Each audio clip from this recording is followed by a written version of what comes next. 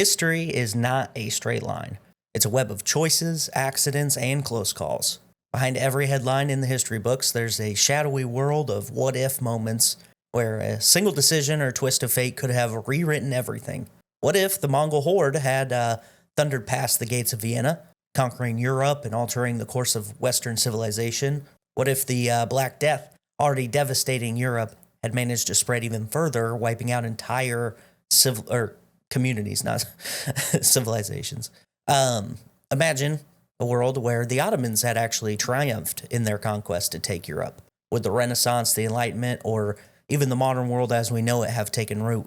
And then there are, of course, recent brushes with disaster, the Cuban Missile Crisis, where one wrong word could have plunged us into nuclear Armageddon, or the terrifying moment of the nuclear alert warning mishap in the 1980s, when humanity teetered on the brink of annihilation without even knowing it, and then wouldn't know it for a while. These moments are not just speculative, they are history's unlit corners, the alternate roads we never took.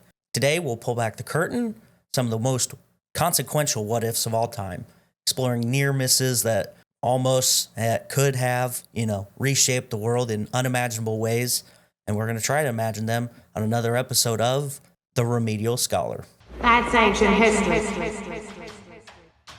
I feel I was denied critical, need to know information. Belongs in a museum, bro.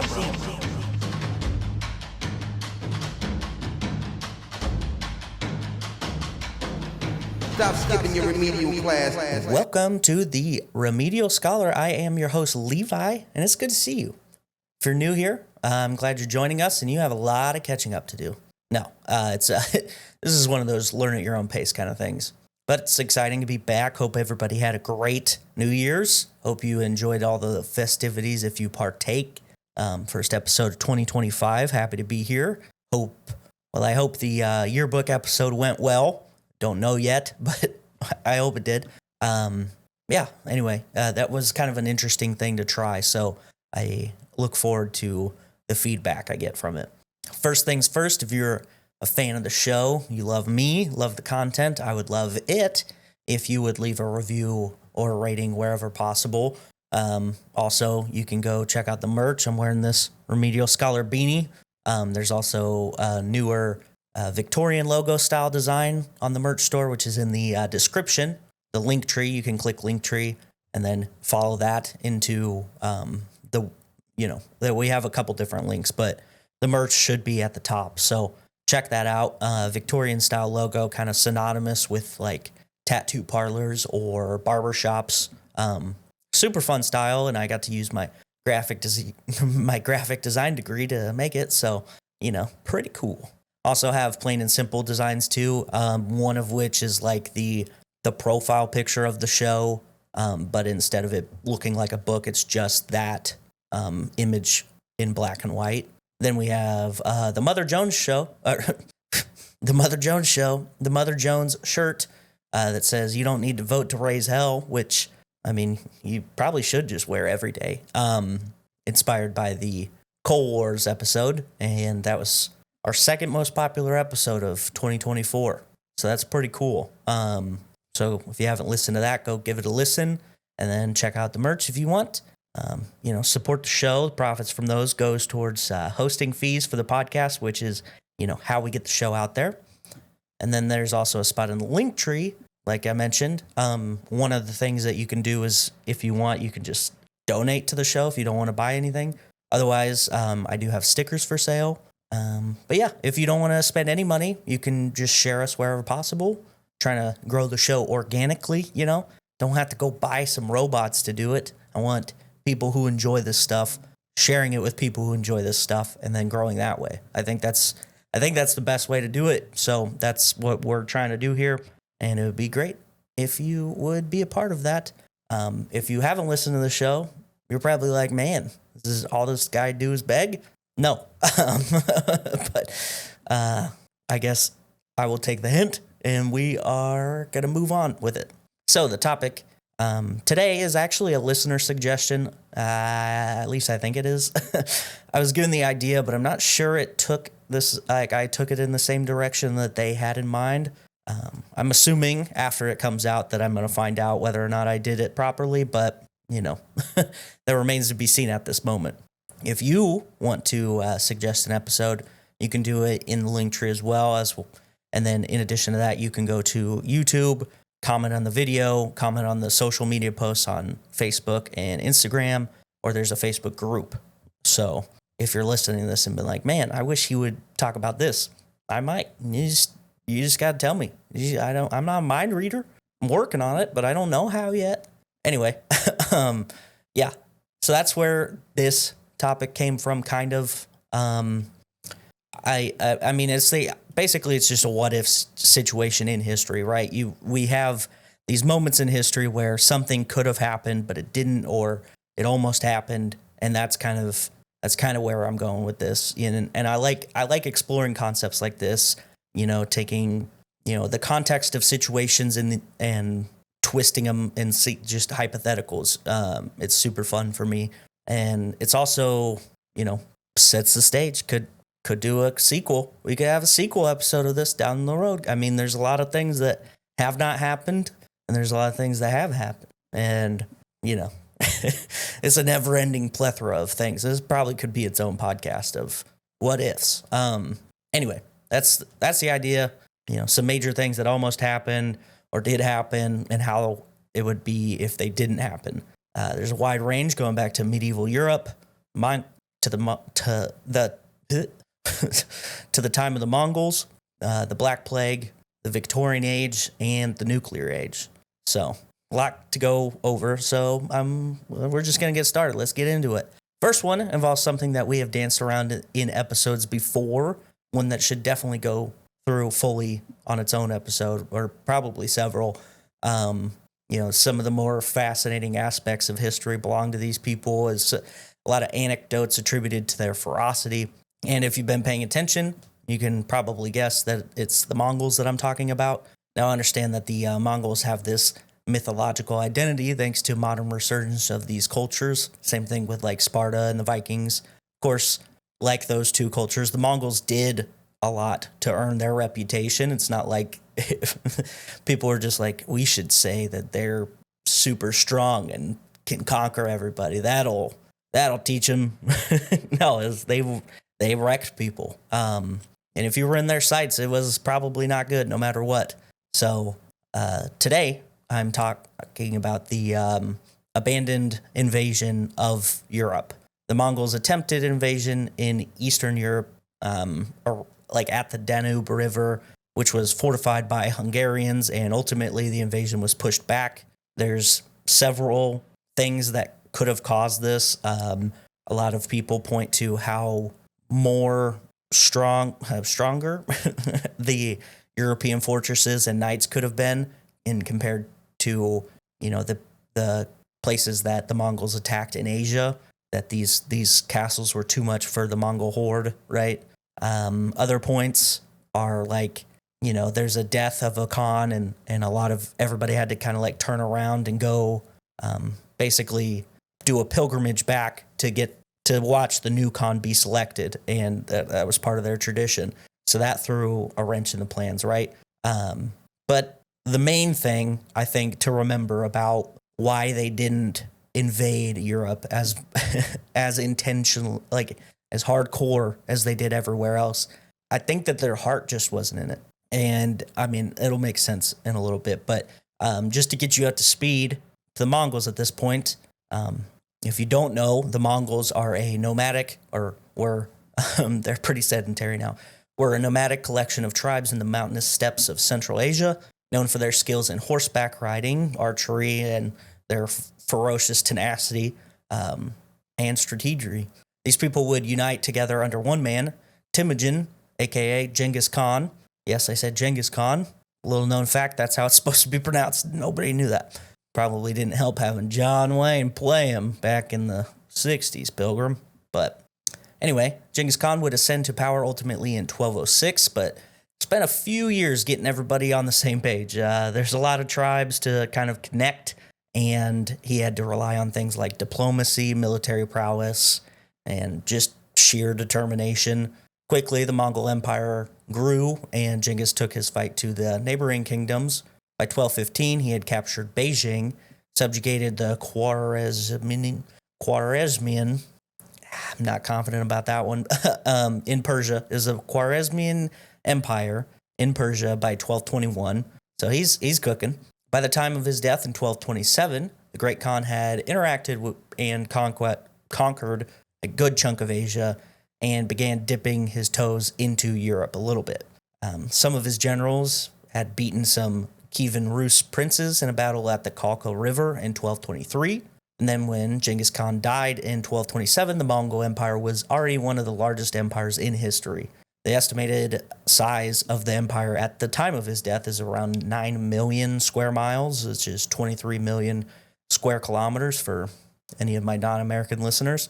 The vast territory included much of Central Asia, parts of present-day China, obviously Mongolia, Siberia, the Persian Plateau, and parts of Eastern Europe. Now, after his death, his successors continued to expand his empire, which eventually grew to its maximum size of about 12.7 million square miles, or 33 million square kilometers. And that was under Kublai Khan, making it the largest contiguous empire in history. Now, Kublai Khan being the ruler who, if you might remember, was in charge when they tried to invade Japan a couple times and all of their ships sank because the kamikaze or divine winds had sank them. Also, if you've been around following the show long enough, you might know that I made a little animated video about that too. So if you don't know, it's on the YouTube. I believe I posted it on the Facebook and Instagram as well. But anyway, Kublai Khan, also one of the more fun names to say in history. Kublai Khan. Okay. Before Kublai Khan was in control, which was around 1260, there were a few changes of power, but directly after the death of Genghis, one of his sons, Ogedai, ruled from 1229 to 1241. He ruled upon his death in 1227. Anyway, before he was chosen as Great Khan, Ogedai assumed leadership and continued to expand the Mongol Empire. Before he was even the guy, he was determined to fulfill his father's ambitions. Now, Ogedai turned his attention to finishing the conquest of the Jin dynasty in northern China, which had resisted Mongol rule for years. Leading a coordinated assault with tens of thousands of Mongol troops, Ogedai worked alongside his brother and the famed general Subutai to dismantle the Jin resistance. By 1234, after capturing the Jin capital of Kaifeng and several other key cities, the Jin dynasty collapsed, leaving northern China firmly under Mongol control. Ogedai then focused on securing Mongol influence over key trade routes in the new territories in the Caucasus and Middle East. His forces swept through Georgia, the country, Armenia, and Persia, which is, modern day Iran. Can't talk today. Subjugating local rulers and consolidating control over the Silk Road pathways, critical to the empire's wealth and influence. This campaign established a strong Mongol presence in Persia and Mesopotamia, extending their reach westward. At the same time, Ogedai launched his first campaign against the Korean kingdom of Goryeo in 1231. Then they captured several fortified cities, coerced Goryeo king into paying tribute, though Korean resistance continued over the next few decades.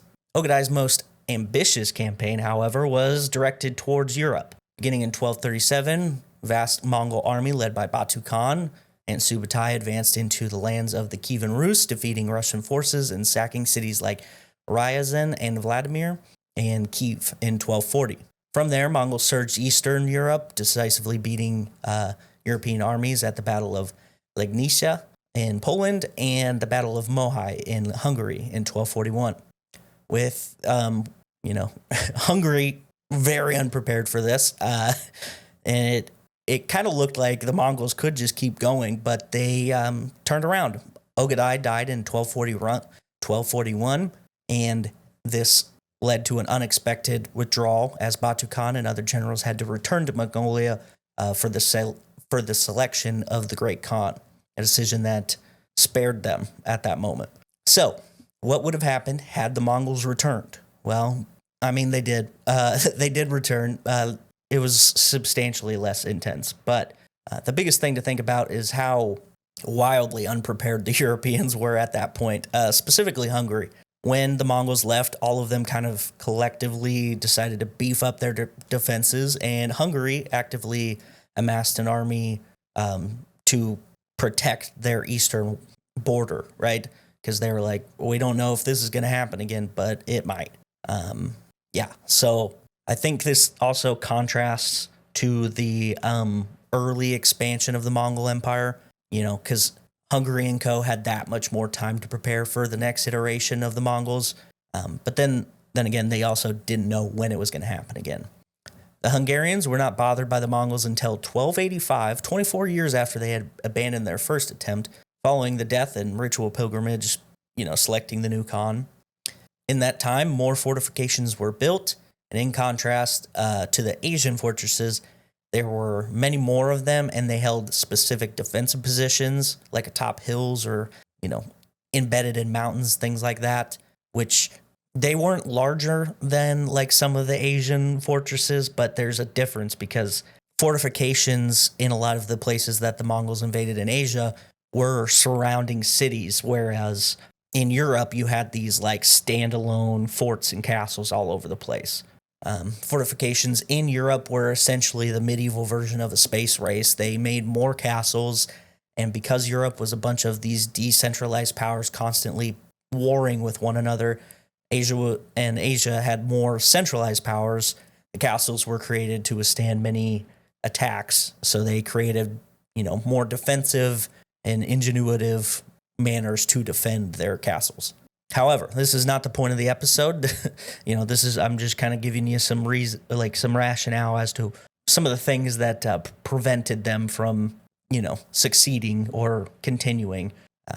Some other issues kind of already laid out, but it's time to get hypothetical. What happens if they went all in? What happens if the Khan manages to prevent the issues within his camp, or say the other like Batu and Subutai don't turn around?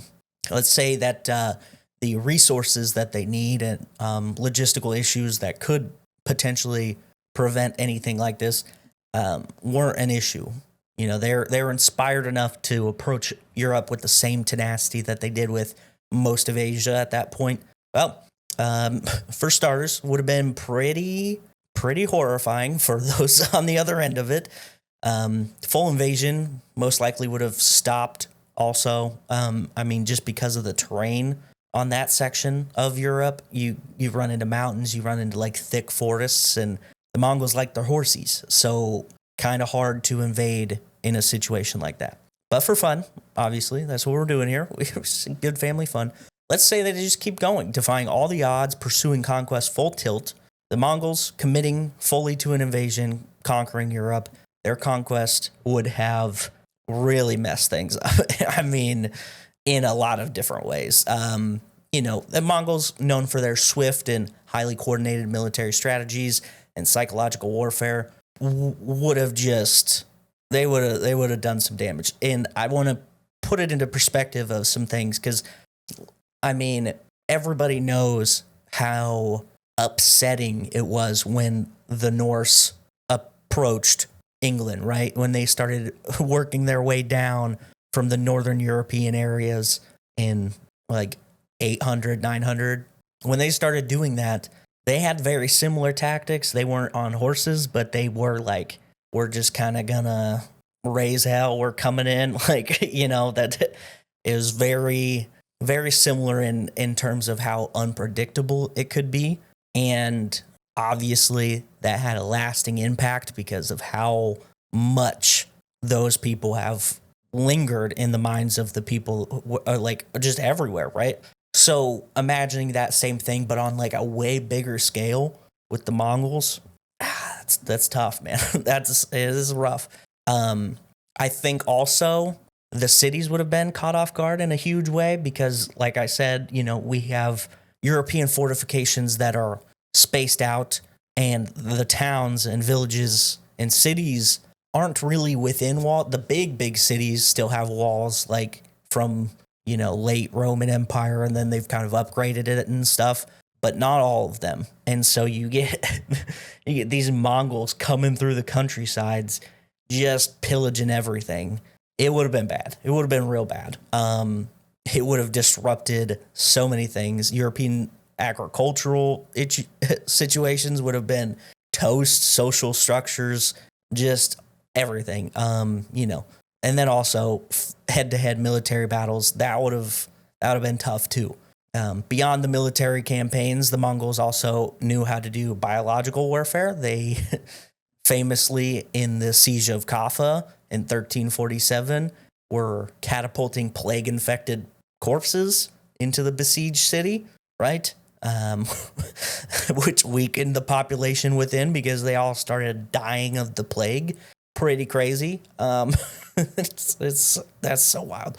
Now, I don't want to get into the weeds of like if the Mongols had brought the plague with them and then conquered Europe, but they knew how to use creative ways to mess people's days up. So it's not that like I'm saying that they would use the plague, but I'm just saying that they could use some stuff that really nobody would expect to see coming, right?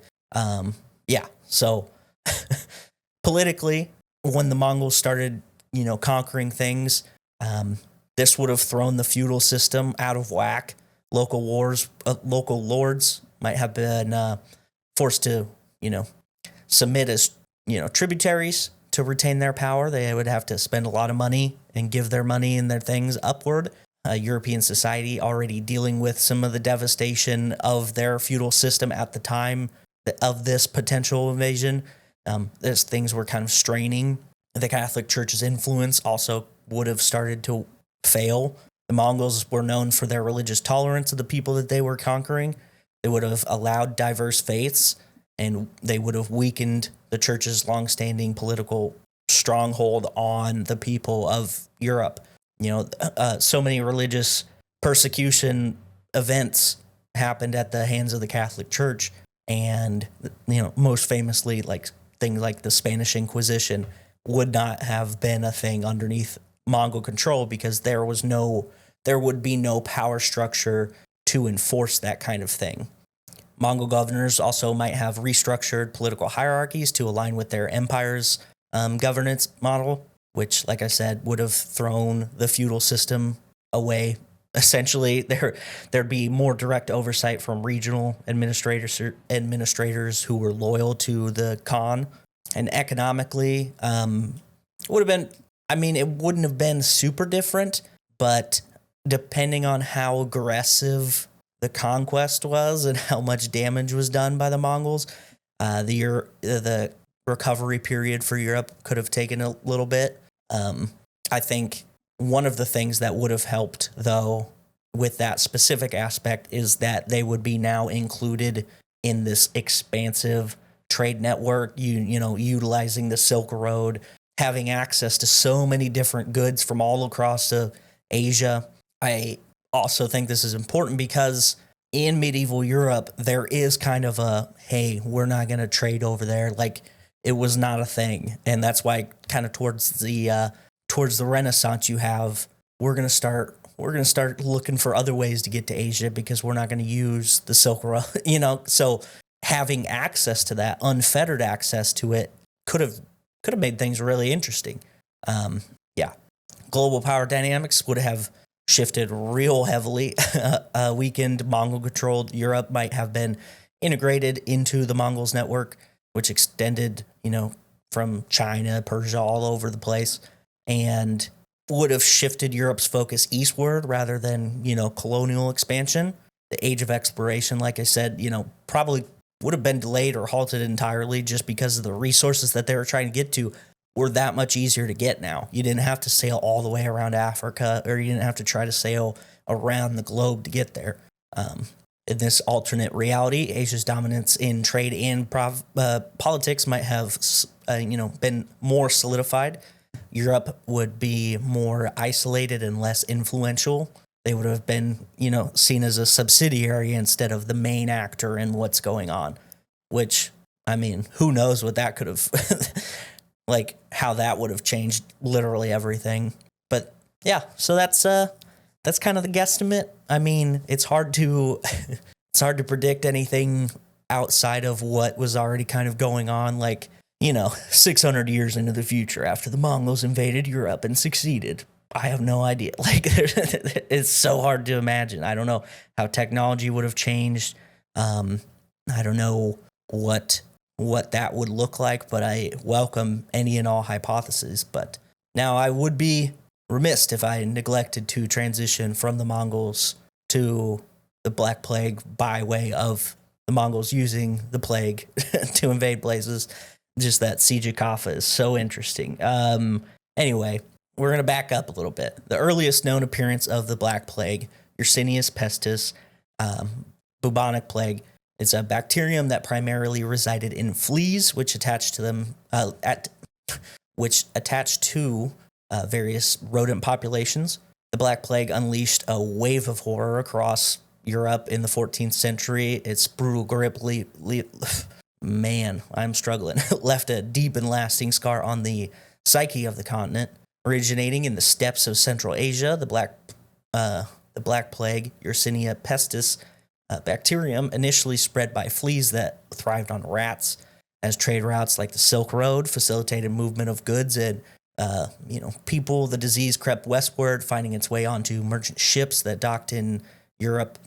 The first recorded outbreak occurred in October of 1347 when a fleet of Genoese trading vessels arrived in Messina in Sicily, carrying both goods and the horrifying contagion.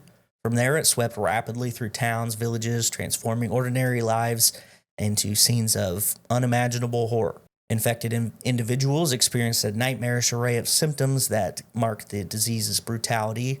Victims, suffered with things like fever, chills, excruciating pain as swollen lymph nodes, known as buboes, emerged in their groins, necks, and armpits.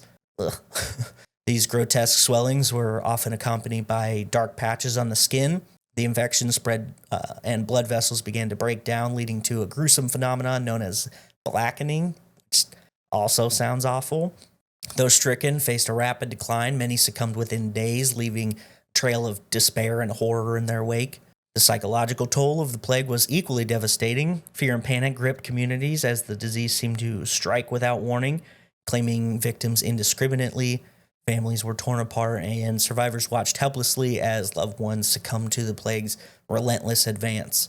In their anguish, many believed that the disease was a punishment from God, leading to a sense of fatalism that permeated in society. Some individuals turned to extreme religious practices, such as flagellation, in an attempt to atone for their sins and seek divine mercy, while others, they sought solace in the embrace of death itself, maybe even rejecting their religion. The streets became eerily silent, filled with echoes of mourning, coughing, people, fleeing from the infected or simply abandoning those who were suffering. As the death toll mounted, the psychological scars deepened. Survivors were often left in a state of prolonged grief, struggling to comprehend the staggering loss of family and friends. The pervasive atmosphere of death led many to experience a deep sense of hopelessness, and communities fragmented under the weight of collective trauma. Some survivors turned to denial, while others fell into despair, unable to cope with the reality of their situation.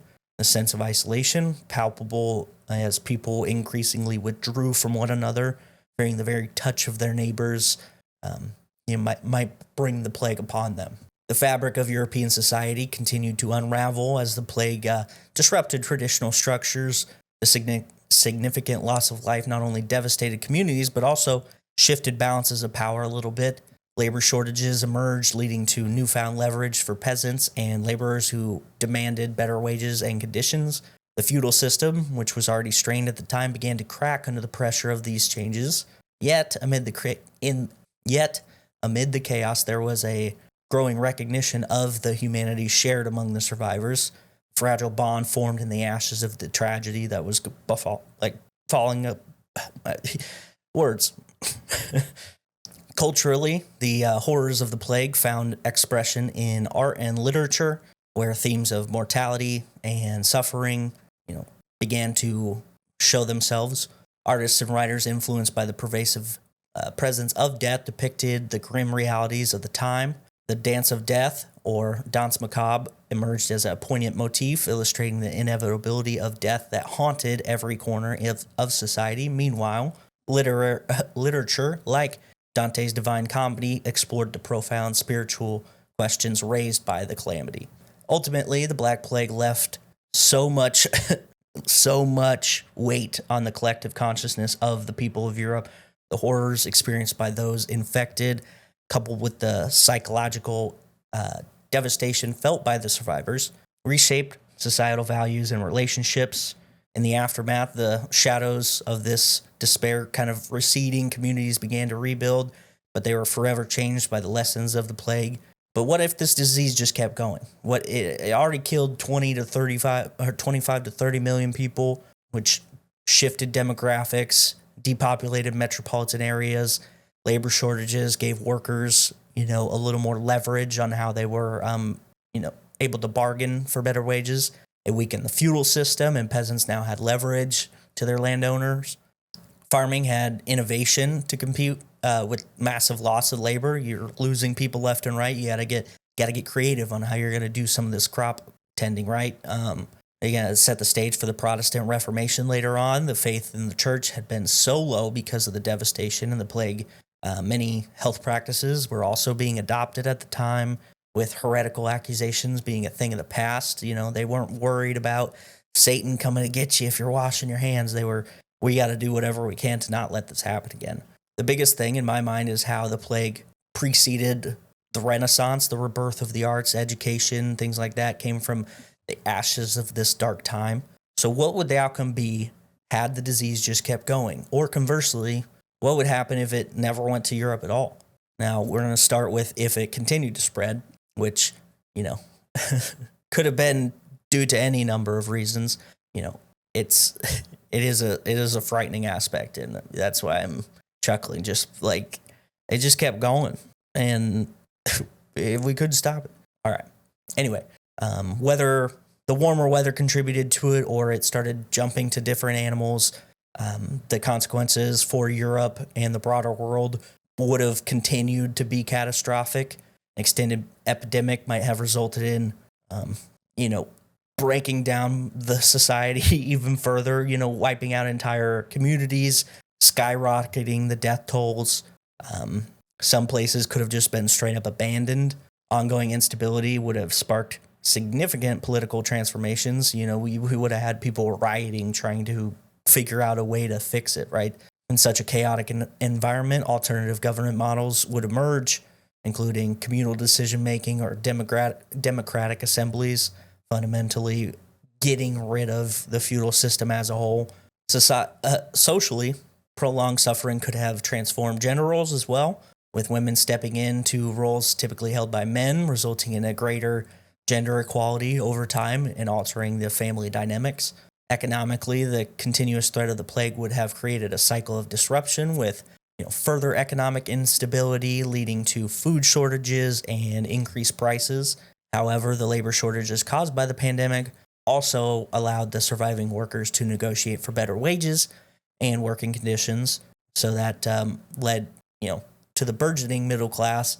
This new class of skilled laborers and tradespeople had greater influence and purchasing power, and it helped shift the focus of the economy away from feudalism to a more market-oriented structure. So we would have seen more of that. The need for skilled laborers could have accelerated advancements in medical science, leading to significant innovations and more pronounced understanding of hygiene. Culturally, ongoing despair might have fueled radical philosophical movements, questioning the existence of life and morality, shifting the focus of art and literature to themes of chaos and the human condition. The disruption of trade routes due to a persistent epidemic could also have isolated certain regions, which would diminish the cultural exchange, leading to localized economies.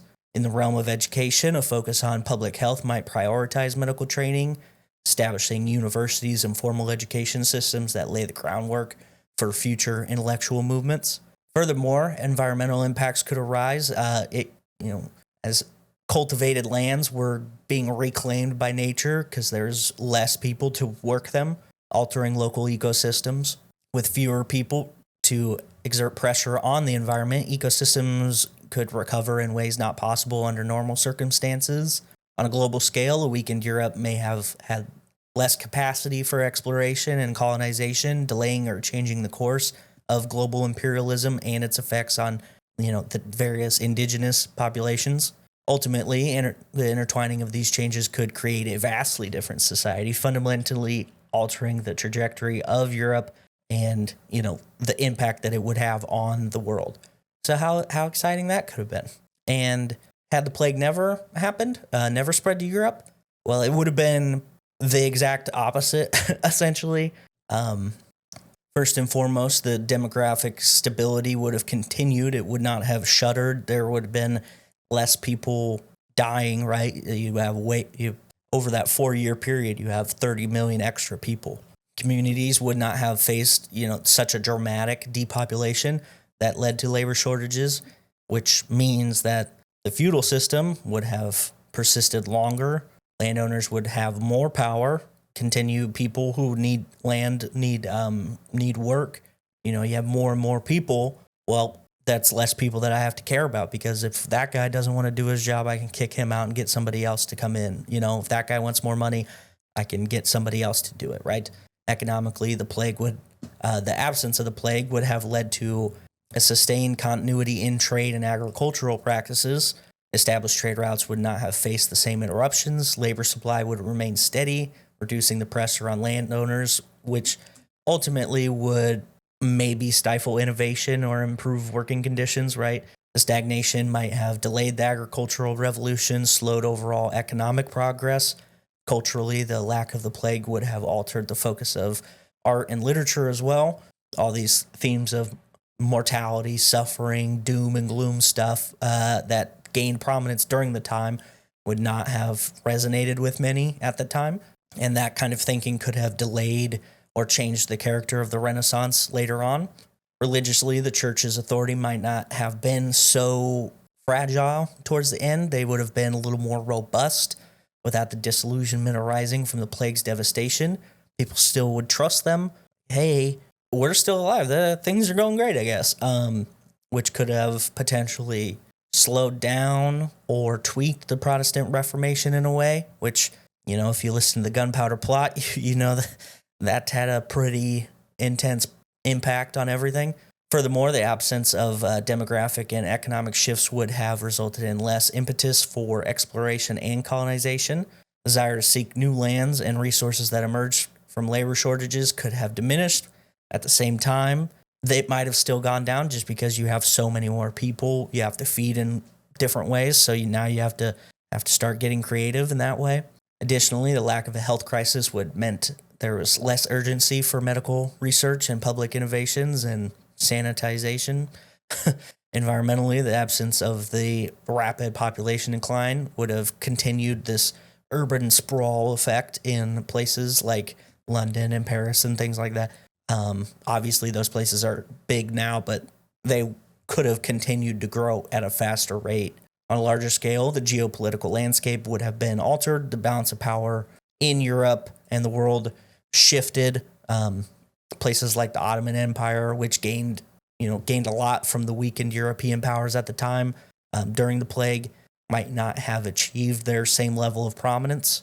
So essentially, the same would have continued, just a little bit longer, and advancements which the plague brought on because of, trying to compensate for it might not have happened for a little bit longer.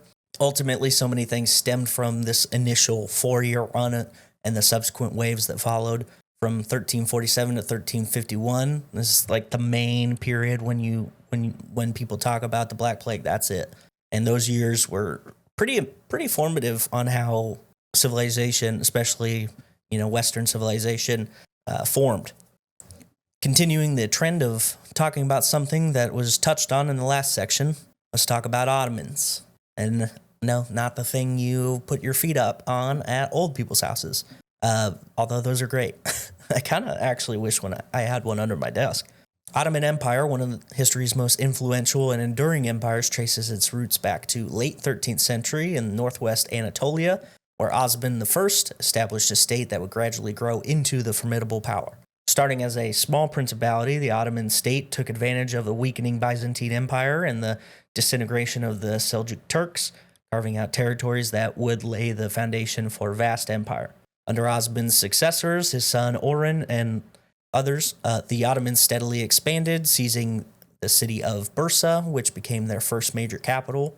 The empire continued to grow in strength and ambition, culminating in one of the most monumentous events in early history, the capturing of Constantinople. In 1453, Sultan Mehmed II, known as Mehmed the Conqueror, laid siege to the ancient Byzantine city. After 53 days, his forces breached the defenses of the city, ending the Byzantine Empire. Byzantine Empire, as you might know, formed from the broken Western or Eastern Roman Empire. So kind of impressive. This victory not only reshaped the regional dynamics, but established the Ottomans as a dominant power, bridging Europe and Asia, and attracting the attention of Christian Europe at the same time. With Constantinople as its capital now, the Ottoman Empire grew rapidly, extending its influence across the Balkans, capturing Serbia, Bosnia, creating vassal states to secure its western borders. The new territories brought a wide array of cultures, religions, languages into the empire, which the Ottomans managed through a sophisticated administrative structure they implemented, which was called the millet system, allowing religious minorities a degree of autonomy, including self-governance in religious and legal matters. The Ottomans became known for fostering cultural and intellectual advancements, with Constantinople, which they changed to Istanbul, emerging as a center of trade, art, scholarship, attracting talent from all across the empire and further. The reign of Suleiman the Magnificent marked the height of the Ottoman power.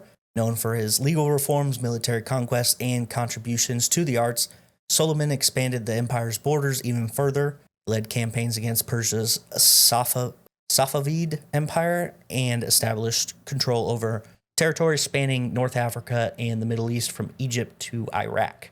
His ambitions extended into Europe as well, which led to the siege of Vienna in 1529. And this was a pretty defining moment for the Ottoman Empire and their European relations. Although the siege ultimately failed, it symbolized the Ottomans' formidable power and how they, had an interest in further pushing into Europe.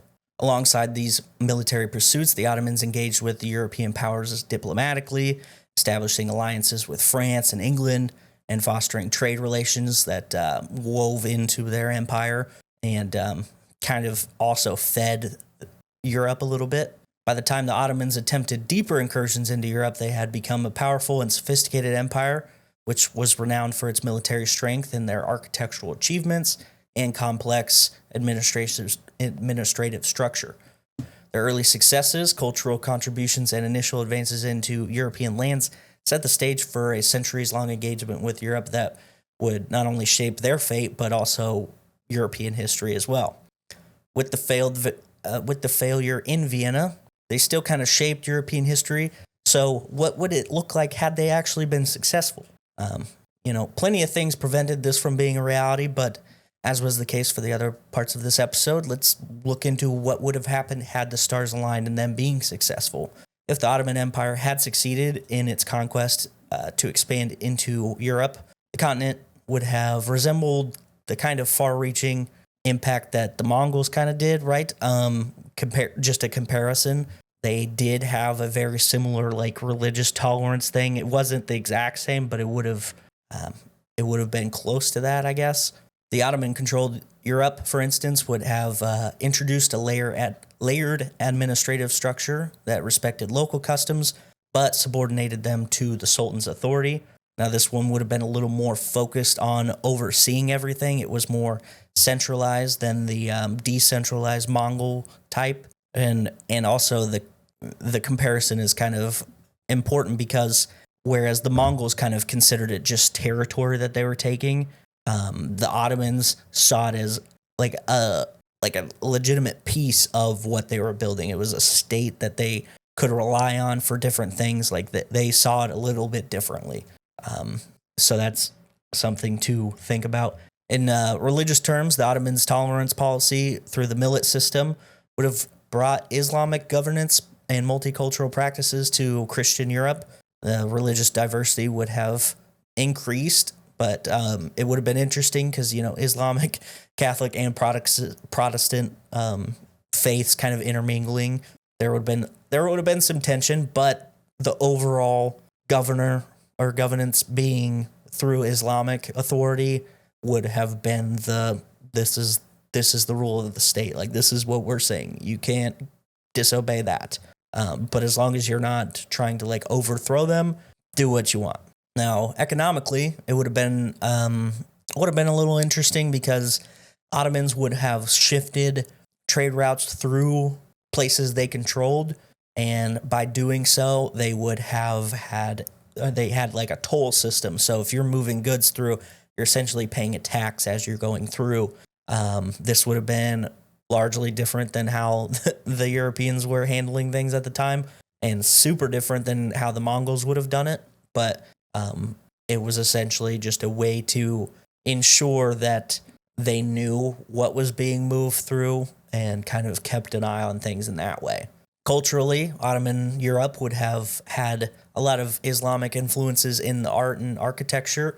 It would have been kind of interesting seeing, Gothic cathedrals next to, these Ottoman mosques, or, calligraphy blending in with one another, like the different styles. I think it would have been kind of sweet, actually, just to think about. I mean, because there are some like really lovely buildings, medieval Islamic influence buildings that I think could mesh well with certain aspects of like medieval European things. But militarily, Ottoman expansion would have led to an early arms race in Europe. They would have been panicking to defend themselves, but after they would have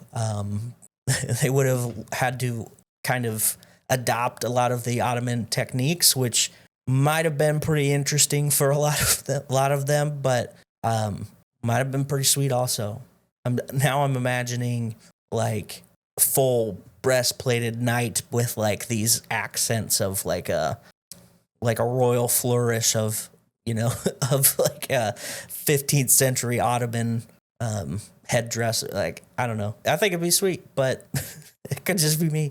Maybe this is how like fantasy artists like get their ideas. They're just like, what if I meshed this and this? Anyway, ultimately, Ottoman influence would have been a little more permanent. It would have been immediate also, whereas the Mongols were kind of hands off. You pay us, do your thing as long as you're still paying us, kind of thing. The Ottomans would have been more focused on not assimilating, but it would have been close, right? You're going to live in synchronicity with our culture, and that's going to bring a lot of our people this way, and there's going to be a lot of movement and a lot of different buildings and a lot of different art stuff going on, which I think would have been cool. I think also being that close to the Middle Eastern cultures, I think that would have been helpful for medical and scientific advances, because at the time, the Middle Eastern cultures were way ahead of medieval Europe. So having a lot of that come over might have been super beneficial to a lot of places. But yeah, so that's the medieval section of this episode. And now we're gonna travel from fighting people one by one to some really intense ways of eliminating a lot of people, right? Of course, if you remember, we're going to the nuclear age, nuclear Armageddon. It's a little more effective than a Mongol horde. I mean, maybe, I guess. I don't know. I didn't witness one of those, but I didn't witness a nuclear Armageddon either. Never mind. Anyway, nuclear Armageddon. What else can I say? A lot of good, wholesome family fun going on.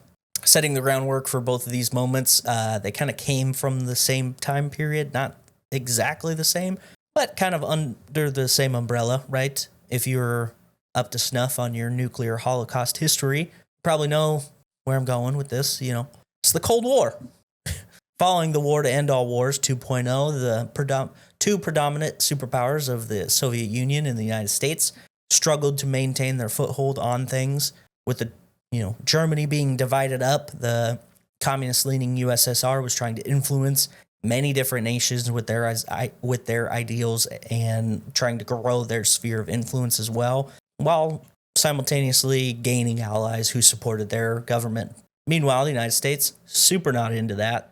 The Red Scare and McCarthyism were in full swing, and quickly they began to panic as the USSR brought other countries in under their wing, fearing that the Soviets would do the exact same thing that America was doing. The U.S. would support the opposition to the USSR's campaigns in places like Korea and Vietnam. Between those, there was Cuba, the revolutionary action, which led to Fidel Castro taking power. It's a very quick summary of events and probably a topic for another day, but basically what you got to know is that at the beginning, the United States and Castro, pretty amicable, but after Castro took power, the United States was no longer an interest of his. He didn't really care for them because he got what he wanted. He quickly nationalized businesses and made the store owners, the U.S. owners of those businesses, very unhappy.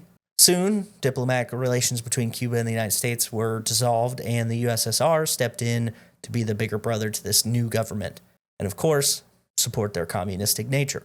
By the time Dwight D. Eisenhower was on his way out and John F. Kennedy was on his way in, a plan to overthrow Castro with the use of the Cuban exiles invading and creating a revolutionary band from within was drawn up. The infamous failed, not famed, can't put that word right next to the other one. The infamous failed Bay of Pigs invasion only strained the tensions even further. This basically was a lose-lose for the United States because not only did their plan fail, but it also caused Cuba to bond with Russia even more. This coincided with the tensions in Europe rising, with the Soviets wanting to garner further control in Germany, and then in particular Berlin. And in 1961, they constructed the Berlin Wall, kind of cementing their control over their section, separating the city at the same time. The Soviets were also matching what the United States was already doing, and by 1962 sought to place nuclear missiles in Cuba. They felt it was only fair given the fact that the U.S. had nuclear weapons in like Italy and Turkey. So on October 14th, 1962, a U.S. spy plane captured some photographs of missile sites being constructed in Cuba. This was alarming, right? How could they be so sneaky? I mean, a spy plane? Really? That's what we're doing? No. The revelation was that the Soviets were going to be that much closer to have ready missiles, that closer nuclear missiles to the United States, under 100 miles from the American land. President Kennedy and his advisors debated on how to respond. Military action, a blockade, diplomacy were all considered. Ultimately, Kennedy announced a naval quarantine to prevent more Soviet missiles from reaching Cuba and demanded the removal of the existing ones. For 13 days, the world held its breath as the two superpowers inched towards nuclear conflict, with both sides negotiating and signaling their resolve.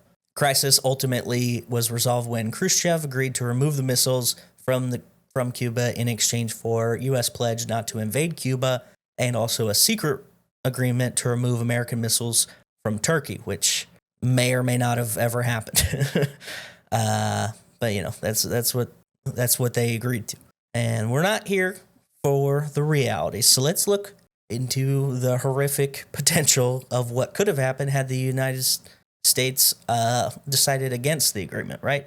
If the USSR had refused to remove its nuclear missiles from Cuba, could have been a pretty wide variety of consequences.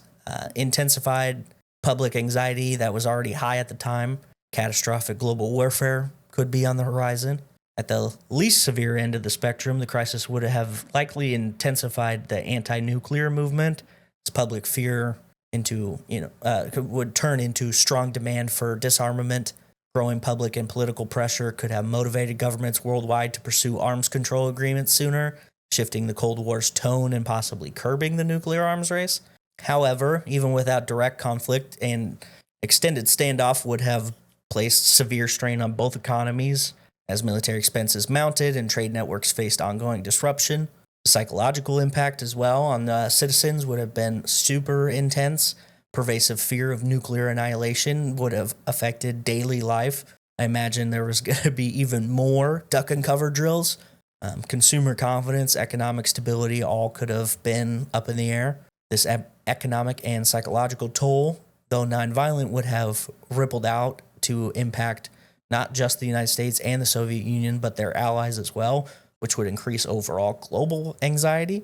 A refusal to negotiate would have also widened the diplomatic rift between the United States and the Soviet Union, causing a breakdown in relations that could have made future cooperation nearly impossible. With each side even more suspicious and entrenched, the Cold War could have possibly become more aggressive, with both sides accelerating their influence in volatile regions. This deterioration could have led to more proxy conflicts and dangerous buildup of arms, inching the world closer to a broader conflict. If Khrushchev could have offered a compromise by, agreeing to inspections of the missiles but refusing to withdraw them, the United States might have found itself in a precarious position, accepting Soviet weapons so close to its mainland. Such an arrangement would have represented a loss of influence for the United States in the Western Hemisphere, likely encouraging the Soviet Union to push even further its influence down in Latin America. And this outcome would avoid immediate conflict, but also shift in power, especially in the Western Hemisphere. Had all diplomatic avenues failed, President Kennedy might have turned to military action. An actual invasion of Cuba would have led to a bloody confrontation with Cuban forces, likely backed by Soviet support, escalating the situation even further.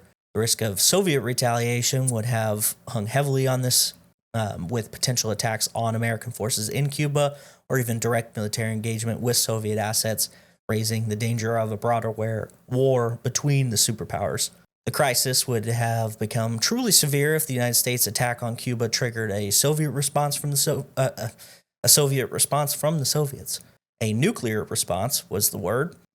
A limited nuclear strike, perhaps on U.S. bases or allies, could have marked the beginning of nuclear warfare, something both nations feared yet prepared for. Such an exchange could be devastating and difficult to control, likely triggering further retaliatory strikes and escalating towards full-scale nuclear conflict. The worst outcome imaginable, however, is all-out nuclear war.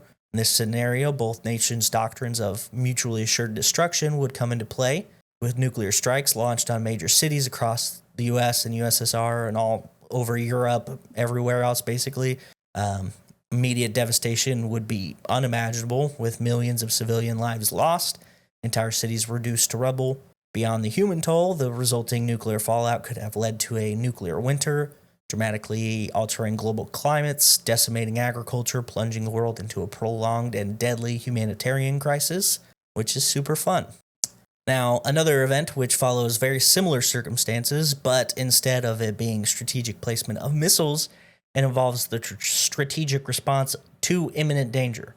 On the night of September 26, 1983, a Soviet early warning system detected what appeared to be an incoming U.S. intercontinental ballistic missiles. The system reported 5 missiles launched towards the Soviet Union, suggesting the first wave of a potential nuclear strike. Under Soviet military protocol, this reading should have been relayed up the chain of command to initiate a retaliatory strike, as the policy dictated an immediate counterattack in the event of a confirmed nuclear launch from the United States. However, this decision was in the hands of Lieutenant Colonel Stanislav Petrov, who was the duty officer in the Soviet Union's Nuclear Early Warning Center near Moscow. Petrov was immediately skeptical. Only 5 missiles seemed suspiciously low for a first strike, right?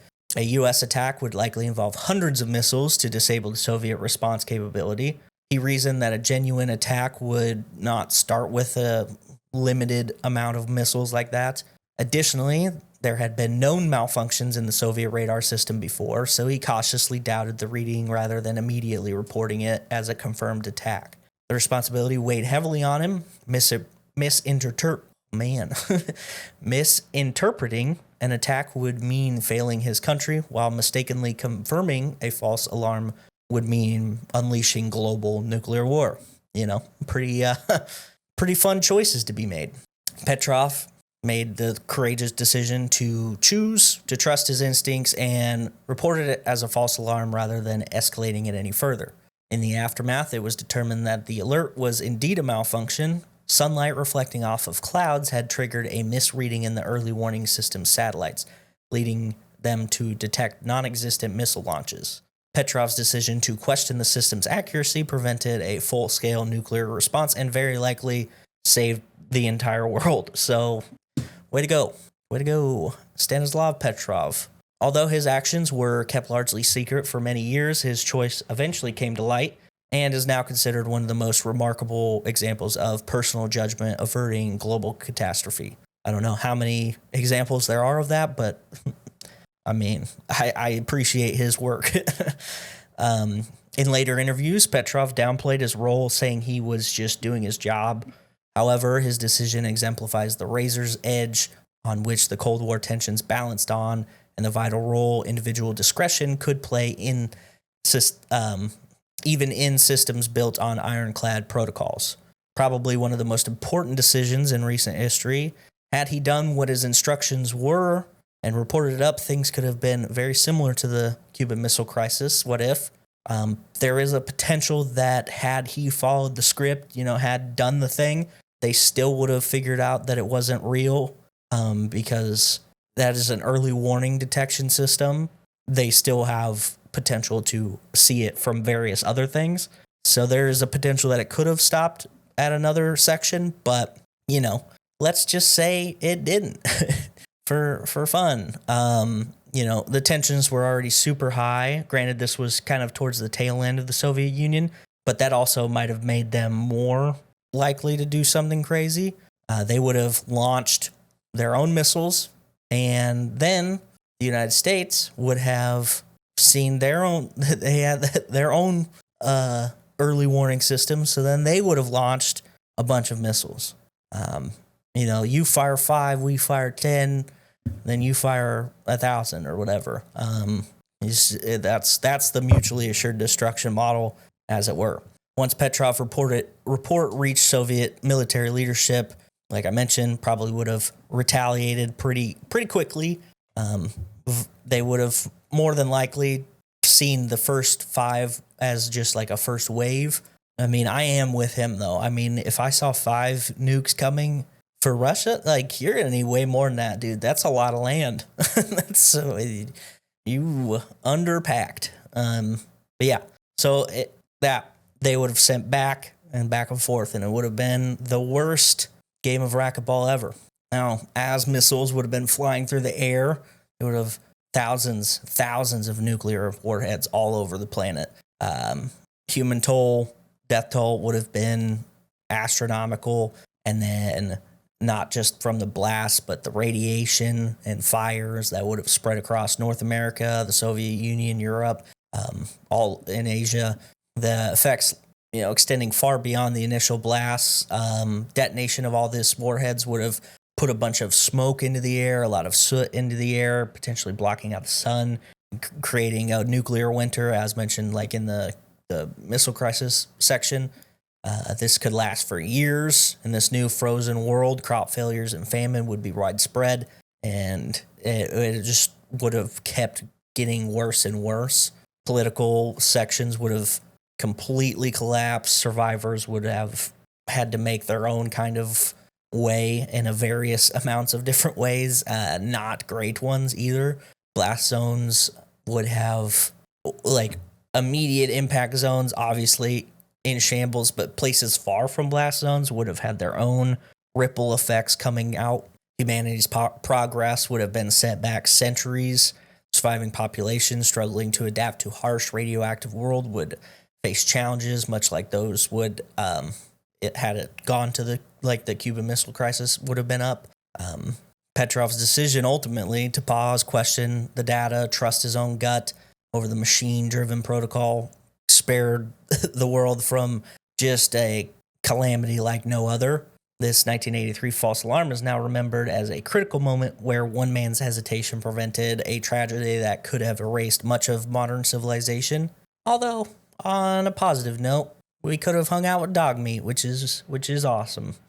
That's a Fallout reference if you're not familiar. Dog meat is the wasteland's bestest boy. So ultimately, tons of super fun things could have happened. Not a lot of positives to take away from all these, other than maybe religious tolerance in a Mongol-controlled Europe would be pretty interesting. I think specifically just the lack of, religion being used as a method of controlling people, like in medieval Europe specifically, like having the power structure be outside of the church would have been pretty interesting. They would have been free to be religious, but it wouldn't have been weaponized like it was in a lot of ways.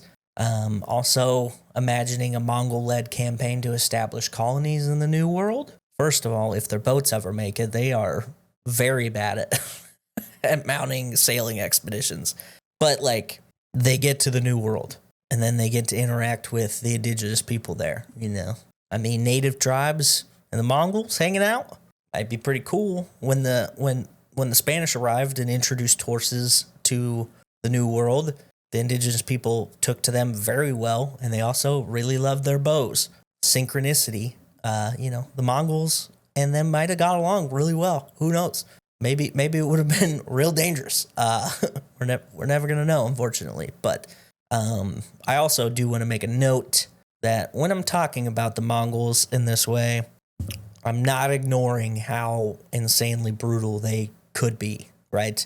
I think that happens a lot when people are looking about things in history on different civilizations. I found a lot of it when I was researching the Maya. I know that. Just a lot of diluting the ferocity of some of these places and people kind of painting them as this otherworldly, peaceful society. No society is completely perfect or peaceful, right? Every group of people who have ever existed has made at least one other group of people very nervous about it. Something to keep in mind, not only for this episode, but just kind of, for life in general. I think the platitude of, there's bad guys on both sides, or anything similar to that, kind of pointless, right? We know. It's obvious. Unless you live in blissful ignorance of sunshines and rainbows, I think it goes without saying that there are bad people in every group. Maybe I'm just cynical. Who knows? Many rant aside, I do think topics like this are hard to discuss because conceptualizing potential events or outcomes of things isn't always easy. Things I spoke of here are not absolute. It's all hypothetical, and I just want to reiterate that. I'm not like, this is exactly how it would happen. Like, this is just some guesses, some hypotheses, right? I do find it interesting that things like the bubonic plague had such a massive impact on the world we already live in, right? It did a lot of damage, but it could have went even farther, and this is where we ended up. Kind of interesting. It's also kind of weird because they all seem to kind of pay off for us, right? This is if you live a good life, I guess. I mean, obviously there's people who don't. We know that, but just kind of an interesting thing. But anyway, that's it. That's all I have for you on this episode. What are some things you found interesting? What are your own hypotheses on what I talked about? Do you believe that it would have happened how I set it up? Do you have any alternate theories? Do you have any other what ifs that you'd like to ponder or have me ponder for you in a future episode? If you do, leave a comment on YouTube, in Spotify, on Facebook, all over the places, the things. Do all the stuff. You can also comment on the Instagram posts. I don't have a lot of Instagram. I'm trying to get on TikTok. I'm trying to do the thing, but it's slow going. So if you have TikTok, go there, search for us, share the videos, help us grow us, water us, let us grow. I don't know what I'm talking about anymore. Find all the links in the link tree and also in the description, where the link tree is also in the description. Also in the description, merch store, and then our friends of the show, the fun podcasts like the Macabre Emporium, the Real Creature Feature, the Dark Windows podcast, and, of course, West of Nowhere. And with that, keep questioning the past. The future will thank you. See you next time.